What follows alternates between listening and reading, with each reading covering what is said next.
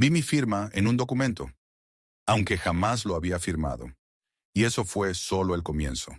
El murmullo del restaurante parecía un eco lejano. Las lámparas doradas proyectaban reflejos cálidos sobre la mesa larga, cubierta por un mantel blanco impecable. Frente a mí, una carpeta gruesa, con un sello oficial en relieve y mi nombre escrito en letras grandes y negras. A mi lado, mi hermana, erguida como si presidiera una reunión de junta directiva.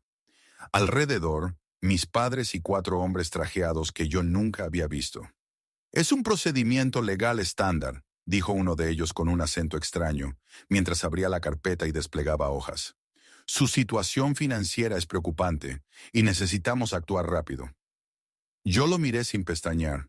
Después giré la vista hacia mis padres. Mi madre evitó mis ojos. Mi padre giraba lentamente el tallo de su copa de vino, como si buscara algo en el fondo. En el resto del salón, las copas tintineaban. La gente reía. Pero en nuestro rincón, el aire era espeso, denso, irrespirable. No voy a firmar nada hoy, dije despacio, sintiendo cómo cada palabra caía como una piedra en el silencio. Mi hermana inclinó el cuerpo hacia adelante, apoyando los codos en la mesa. Me habló en voz baja, casi un susurro venenoso. Si no firmas, lo perderás todo. Sentí un nudo en el estómago. Recordé como un latigazo aquella tarde en mi cocina, un año atrás. Ella lloraba, con las manos temblando, pidiéndome ayuda para pagar el alquiler. Le había transferido todo lo que tenía ahorrado para mis vacaciones. Me agradeció entre sollozos. Y ahora. Ahora sus ojos no tenían rastro de gratitud, solo cálculo. Uno de los hombres me pasó una pluma. Será más fácil para todos si coopera. Mi madre, con voz apenas audible, añadió: Hijo, no compliques las cosas. Me giré hacia ella. ¿Y desde cuándo confías en gente que aparece de la nada con papeles para firmar? Su mirada se apagó y guardó silencio. Me aparté un poco de la mesa, sintiendo cómo la madera de la silla crujía bajo mi peso. Sabía que aquello no era una conversación familiar. Era una emboscada. Llevaba semanas sin saber nada de mi hermana, y ahora entendía por qué. Necesitamos su firma ahora mismo, insistió otro de los hombres. Si no, podríamos tomar medidas más severas. Sentí un impulso de reír, pero no lo hice. Solo me incliné hacia atrás, saqué el teléfono del bolsillo y marqué un número. Restaurante El Olivo, ahora. Es urgente, dije en voz baja pero firme. Colgué y guardé el móvil. La sonrisa de mi hermana se ensanchó, como si creyera que ya me tenía atrapado. ¿Crees que tu abogado podrá ayudarte?, preguntó sin quitarme la vista de encima. Creo que él podrá responderme algo que tú no puedes, contesté. Ella entrecerró los ojos. Los hombres a su lado intercambiaron miradas rápidas, como piezas de un engranaje que de repente no encajaba. Miré la carpeta frente a mí, la supuesta documentación legal. No la toqué. No quería que mis huellas quedaran sobre nada de aquello. Mis padres guardaban un silencio incómodo. El ambiente estaba tan cargado que podía oír mi propio pulso. Afuera, tras los ventanales, las luces de Madrid parpadeaban como si todo siguiera igual. Pero en esa mesa, algo se había roto para siempre. Y fue en ese instante cuando me pregunté, casi sin querer, ¿cuándo empezó realmente todo esto? Salí del restaurante con el eco de las voces todavía pegado a mis oídos. La noche de Madrid estaba húmeda, con un viento que olía a gasolina y pan recién horneado. Caminé sin rumbo unos metros hasta que vi llegar a mi abogado. Cruzamos apenas unas palabras. Él necesitaba entrar de inmediato y me quedé apoyado en una farola, mirando cómo desaparecía por la puerta. No podía procesar lo que acababa de pasar. 4 supuestos abogados, una carpeta llena de papeles y mi hermana al centro de todo. Era absurdo. Y sin embargo, tenía la inquietante sensación de que llevaba tiempo gestándose. Esa idea se me quedó clavada mientras la calle se llenaba de taxis y gente riendo al salir de los bares. Recordé como destellos los últimos meses. Sus llamadas cada vez más cortas, su tono más frío, las excusas para no vernos. Y por encima de todo, aquella última vez que me pidió dinero. Yo había dicho que no. Fue como si una puerta se cerrara de golpe entre nosotros. Volví a casa pasada la medianoche. Encendí la luz del salón y me quedé mirando el reflejo de la ciudad en las ventanas. Pensé en llamarla, pero algo dentro de mí se negó. No era miedo. Era una especie de certeza. Si hablábamos, usaría cada palabra para girar la situación a su favor. Al día siguiente, fui a trabajar como si nada. En la oficina, mi cuerpo estaba presente, pero mi mente seguía atrapada en esa mesa del restaurante.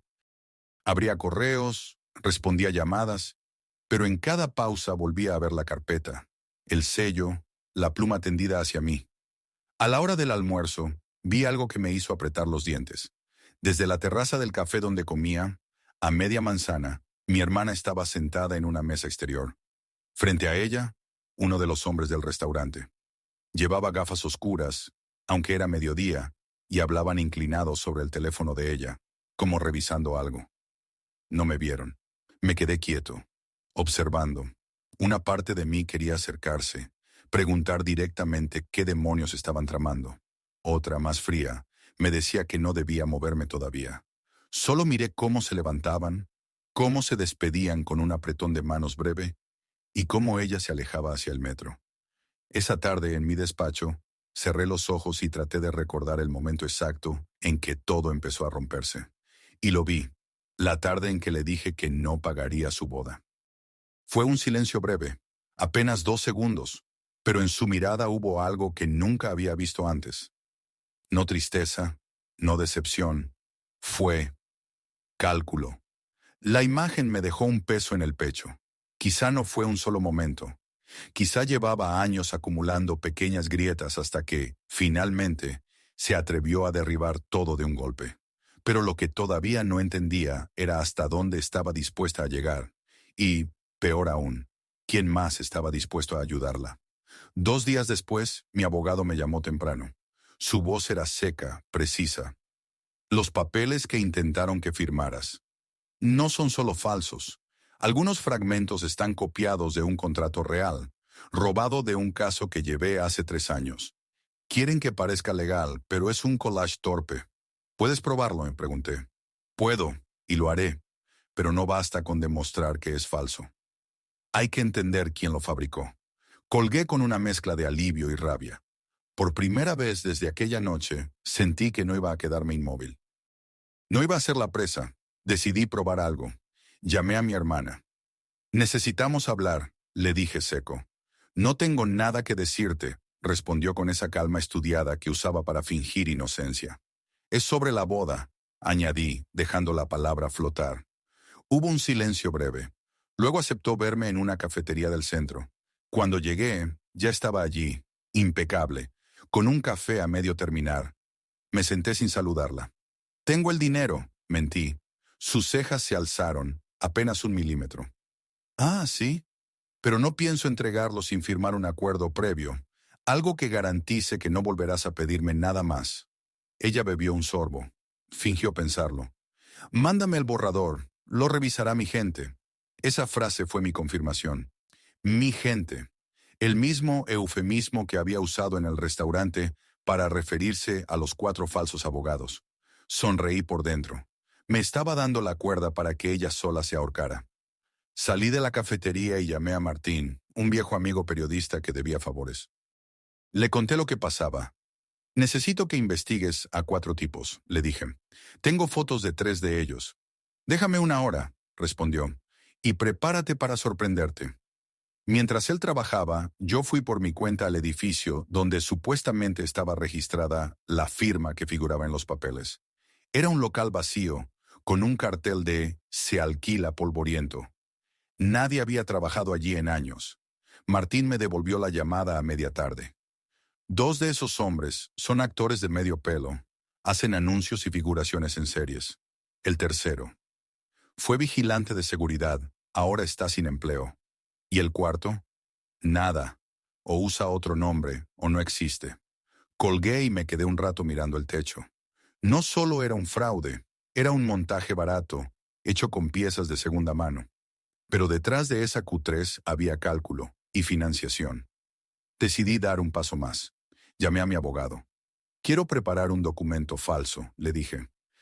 Algo que parezca cederles el dinero, pero que en realidad sea una trampa legal. Es arriesgado, respondió. Más arriesgado es quedarme quieto. Esa noche trabajamos juntos en un contrato que, en apariencia, transfería parte de mis fondos a una cuenta temporal.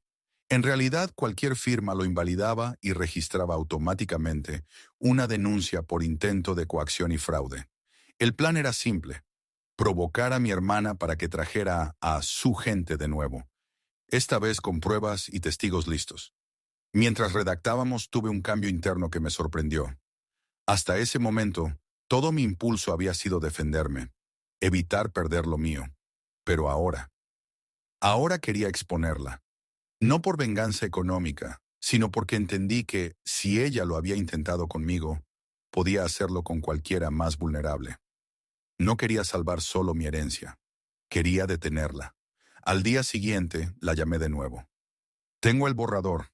Podemos vernos mañana, pero esta vez quiero que vengan tus asesores. No dudó. Perfecto, ellos revisarán todo. Colgué con el pulso acelerado. En el fondo sabía que estaba pisando un terreno donde ya no había vuelta atrás. O ganaba o me arruinaban. Pero por primera vez en años no me importaba. Aquella noche, mientras cenaba solo, la ciudad seguía viva fuera de mi ventana. Y por primera vez sentí que no era yo quien recogía los pedazos, sino quien sostenía el martillo. Llegué al restaurante 15 minutos antes de la hora acordada. Esta vez había elegido yo el lugar. Un salón pequeño, con ventanales amplios y mesas tan cercanas que cualquier conversación podía ser escuchada. No era casualidad. Quería testigos. A los pocos minutos, mi hermana apareció, radiante como si fuera a una sesión de fotos. Detrás de ella, 3 de los mismos abogados de la primera vez. El cuarto, el desconocido, no estaba. Se sentaron sin saludar. Puse la carpeta sobre la mesa.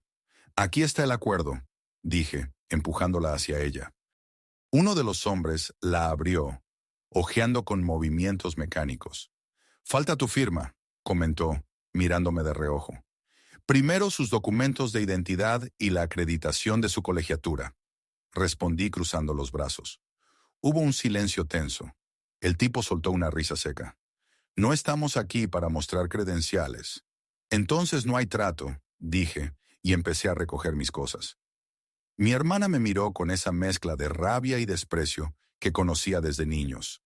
Deja de hacerte el importante. Firma y terminamos. No, respondí. Ella hizo una seña a uno de los hombres, que sacó una carpeta diferente, más gruesa. La abrió justo frente a mí. Adentro, varias fotocopias de lo que parecían extractos de mis cuentas, acompañados de anotaciones rojas. Esto ya está listo para presentarse en el juzgado, dijo. No quieres que esto se haga público. En ese momento sentí cómo me subía un calor amargo a la cara. No era solo un intento de robo. Estaban preparados para destruir mi reputación si me resistía. Por un instante, dudé. Pero entonces recordé las noches que pasé calculando hasta el último gasto para no tocar la herencia de la abuela. Recordé las veces que la había sacado de problemas, las mentiras que había contado a mis padres para cubrirla. Y entendí que no tenía nada más que perder, porque lo único que me quedaba era mi dignidad. Preséntenlo, dije inclinándome hacia adelante. Así sabremos todos quién miente. Vi como uno de ellos fruncía el ceño. Mi hermana intentó sonreír, pero la mandíbula le temblaba. Te vas a arrepentir, susurró. Me levanté. Fue entonces cuando la puerta del restaurante se abrió y entró mi abogado, acompañado de 2 agentes de policía vestidos de paisano. Se acercaron a nuestra mesa con calma. ¿Problemas aquí?, preguntó uno de ellos. Los hombres se tensaron. El más alto intentó cerrar la carpeta con mis supuestos extractos, pero uno de los agentes se la arrebató. En segundos, todos estaban mostrando identificaciones. Falsas. Señor, me dijo mi abogado, tiene usted razón, ninguno de ellos está colegiado. Además, estos documentos son falsificados. Mi hermana palideció. No sé nada de esto, balbuceó, pero su voz sonaba hueca. Los agentes empezaron a tomar declaraciones allí mismo. Yo me quedé de pie, viendo cómo la escena se desmoronaba como un decorado mal montado. Pero mientras los hombres eran llevados a un lado, algo me golpeó por dentro. No sentía victoria. Sentía un vacío frío, como si me hubieran arrancado una parte que ya no volvería. Cuando mi hermana pasó junto a mí, escoltada para dar su versión, me lanzó una mirada que nunca olvidaré. No era miedo, era puro odio. Y en ese instante supe que, aunque el plan había fallado, ella no había terminado conmigo. Salí del restaurante con las manos heladas, incapaz de dejar de pensar en esa mirada. Y por primera vez dudé si estaba preparado para lo que vendría después. 2 semanas después, recibí la llamada que me sacó de cualquier ilusión de que todo había terminado. Era Martín, el periodista. «Tienes que ver esto», dijo sin preámbulos. «Tu hermana no actuaba sola. Nos reunimos en un bar discreto, lejos del centro. Sobre la mesa, desplegó unas fotos impresas. Mi hermana sentada en una terraza, con un hombre que no era ninguno de los falsos abogados. Lo reconocí vagamente. Había salido en las noticias meses atrás, acusado de dirigir una red de estafas inmobiliarias. Se llama Lorenzo Alarcón», explicó Martín. «Y no es casualidad que esté con ella. Él monta despachos ficticios, contrata a figurantes y fabrica documentos falsos para asustar a sus víctimas. Lo que te hicieron, lo ha hecho muchas veces». Sentí un escalofrío. No se trataba ya de un problema familiar. Estaba tocando algo mucho más grande. «¿Y la policía?», pregunté. «Demasiadas pruebas dispersas. Nadie se atreve a ir contra él, salvo que tengas un caso sólido y público». Esa noche no pude dormir. Caminé por mi piso oscuro, con la ciudad parpadeando más allá de las ventanas. La herencia de la abuela ya no era el centro. Esto era otra cosa. Un patrón, una maquinaria que podía arruinar vidas enteras. Y mi hermana había decidido ser parte de ella. Al día siguiente, mi abogado me confirmó que la investigación contra los falsos abogados estaba estancada. 2 de ellos habían desaparecido, y mi hermana no respondía a las citaciones. «Si queremos llegar más alto», me dijo, «necesitamos una prueba que conecte a Lorenzo directamente con ella». Pasé días siguiendo sus pasos. Vi cómo entraba y salía de un edificio en Chamberí, donde no figuraba ninguna oficina legal registrada. Vi cómo se reunía con gente distinta cada día, siempre con sobres o carpetas bajo el brazo. Todo desde lejos, sin acercarme demasiado. Fue entonces cuando el azar intervino. Un martes por la tarde la vi entrar en un pequeño local de copistería, acompañada de un joven que cargaba una caja. Esperé fuera, observando. Minutos después el chico salió solo, sin la caja. Entré en cuanto se alejó. «Buenas tardes», dije al encargado, fingiendo interés por imprimir un currículum.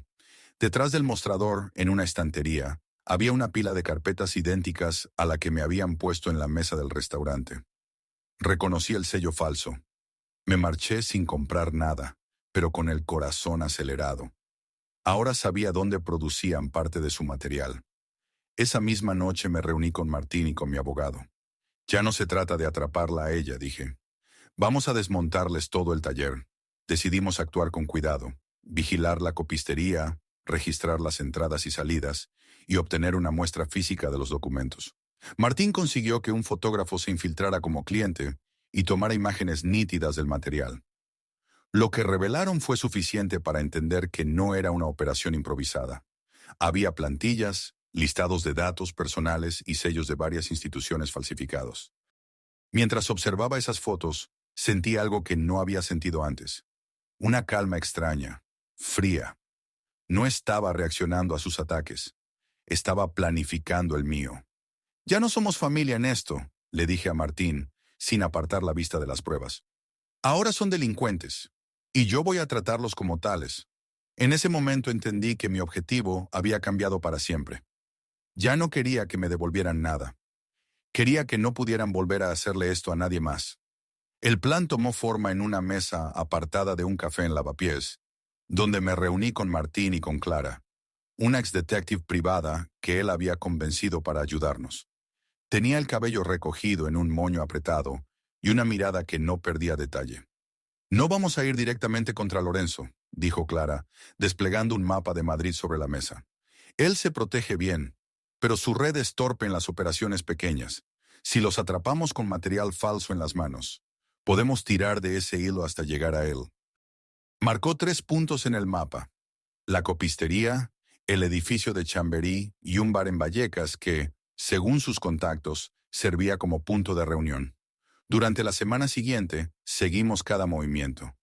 Yo me convertí en un actor más de la ciudad, mezclándome con la gente en las terrazas, caminando detrás de ellos a una distancia segura, entrando en tiendas cuando ellos entraban. Clara me enseñó a no mirar demasiado, a controlar el paso, a usar los reflejos de los escaparates. Una noche, en el bar de Vallecas, nos sentamos en una mesa al fondo. Lorenzo llegó con 2 hombres.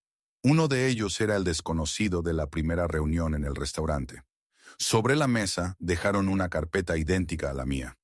Desde nuestra posición, Martín tomó fotos discretas con el móvil, mientras Clara murmuraba: si logramos vincular esa carpeta a la copistería, tenemos la cadena completa. Al día siguiente, fui a trabajar como siempre, pero a media tarde recibí un mensaje cifrado de Clara. Entrega programada. Copistería, edificio Chamberí. Mañana 10:00. Decidimos interceptar el traslado. Martín consiguió que un fotógrafo de confianza se colocara en la esquina con una cámara profesional, simulando tomar fotos urbanas. Yo, desde una cafetería cercana, observaba la puerta. A las 10:05, un joven salió con una caja precintada.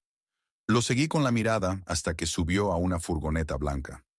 Clara, que estaba en un coche sin distintivos, lo siguió hasta el edificio de Chamberí. Grabó todo el recorrido y la entrega. Con ese video, mi abogado podría demostrar la conexión física entre los falsificadores y la oficina central de la red. Esa tarde, en la casa de Martín, revisamos el material. Las imágenes eran claras. El sello falso, la entrega, las mismas carpetas. Ya no había duda. Con esto podemos ir a la policía, dijo mi abogado al ver las pruebas. Pero si quieres un impacto público, debemos elegir el momento y el lugar. Fue Clara quien propuso la idea final. Un evento social donde Lorenzo y mi hermana aparecerían para cerrar un negocio y donde nosotros podríamos exponerlos frente a testigos y cámaras. La oportunidad llegó antes de lo que imaginábamos. Una recepción benéfica en un hotel del centro, a la que Lorenzo asistía cada año para codearse con empresarios y políticos. Perfecto, dije viendo la invitación que Martín había conseguido a través de un contacto. Allí no podrán esconderse ni correr. En los días previos, ensayamos el plan como si fuera una obra de teatro. ¿Quién hablaría? ¿Quién grabaría? ¿Cómo se introducirían las pruebas sin dar tiempo a que las destruyeran? Yo aprendí mi papel. Ya no era el hermano traicionado, era el denunciante. Y por primera vez en toda esta historia, sentía que mi voz podía pesar más que sus mentiras. La noche del evento, mientras ajustaba la corbata frente al espejo, me vi distinto. Más erguido, con la mirada firme. Ya no llevaba el peso de los años de indulgencia hacia mi hermana. Ahora llevaba otra cosa, la certeza de que iba a terminar lo que había empezado. El salón del hotel estaba lleno de luces doradas y conversaciones suaves. Camareros con bandejas de copas se movían entre grupos de trajes oscuros y vestidos de gala. Yo estaba junto a Martín, fingiendo interés por un cuadro en subasta silenciosa, pero con la vista fija en la entrada. A las 20:37, Lorenzo apareció. Traje impecable, sonrisa calculada. Y a su lado, mi hermana, con un vestido rojo que parecía gritar «miradme». Saludaban, se detenían para hacerse fotos, como si fueran socios legítimos. Clara, en el otro extremo del salón, me dio una señal discreta. Teníamos a un fotógrafo listo y mi abogado esperaba en el pasillo lateral, con una carpeta de pruebas. Esperamos a que Lorenzo se acercara a un grupo de empresarios. Mi hermana, siempre buscando foco, comenzó a hablar de oportunidades de inversión, mientras él asentía con aire experto. Fue entonces cuando di el paso adelante. «Buenas noches, Lorenzo», dije con una sonrisa que no me alcanzaba los ojos. ¿Recuerda la última vez que intentó quedarse con algo que no le pertenecía? El grupo giró la cabeza. Él me sostuvo la mirada, fingiendo desconcierto. «Creo que me confunde, caballero». Le tendí una carpeta, la misma que había salido de la copistería. «¿Entonces no es suyo? Porque tenemos fotos y video de su traslado directo a su oficina». Un murmullo recorrió el grupo. Martín ya estaba grabando. Clara se acercó con otra carpeta, esta vez llena de copias de los documentos falsos con el mismo sello. Mi hermana intervino, la voz tensa. Esto es un ataque personal. Mi hermano está obsesionado. No, dije sin apartar los ojos de ella. Esto es un ataque a todos los que habéis estafado. Lorenzo intentó reír, pero un par de periodistas que conocían a Martín ya estaban haciendo preguntas. Vi cómo su postura cambiaba, cómo empezaba a medir la distancia a la puerta. No tienes pruebas legales, soltó bajando la voz. Las tendrá la policía en menos de una hora, respondí. El murmullo se convirtió en silencio incómodo. Un empresario del grupo dio un paso atrás, otro guardó su tarjeta. En ese instante, Lorenzo entendió que no podía controlar la narrativa allí. Sin despedirse, giró sobre los talones y se dirigió hacia la salida, arrastrando a mi hermana del brazo. Ella alcanzó a mirarme una vez más. Había furia, pero también algo nuevo. Miedo.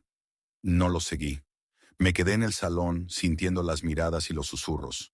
No había aplausos, no había triunfo. Solo la certeza de que la historia ya no estaba en mis manos, sino en boca de todos los que habían visto la escena. Y eso para ellos era peor que cualquier sentencia inmediata. 2 semanas después, la noticia estaba en todos los periódicos locales. Desarticulada red de falsificación y fraude. Entre los implicados, una pareja de hermanos. No necesité leer más. La foto de mi hermana entrando en los juzgados, con gafas oscuras y el pelo recogido, decía todo. No la vi en persona. No hubo llamadas ni mensajes, ni siquiera un intento de excusa. Mi abogado me confirmó que Lorenzo estaba bajo custodia y que la investigación se extendía a casos de otros años. La casa estaba en silencio. Las carpetas, las fotos, los informes. Todo lo había guardado en una caja que ahora reposaba en el fondo de un armario. No quería mirarlos más. No por dolor, sino porque ya no me pertenecían. Eran piezas de una historia que, de algún modo, había dejado de ser mía. Una tarde de domingo, caminé hasta el parque donde solía ir con mi abuela. Llevaba en el bolsillo un sobre con un cheque, parte de la herencia que ella me dejó. Lo entregué en la oficina de una fundación que otorgaba becas a estudiantes sin recursos. La secretaria me dio las gracias, pero yo apenas asentí. Al salir me detuve en la acera. El aire estaba quieto, como si la ciudad contuviera la respiración.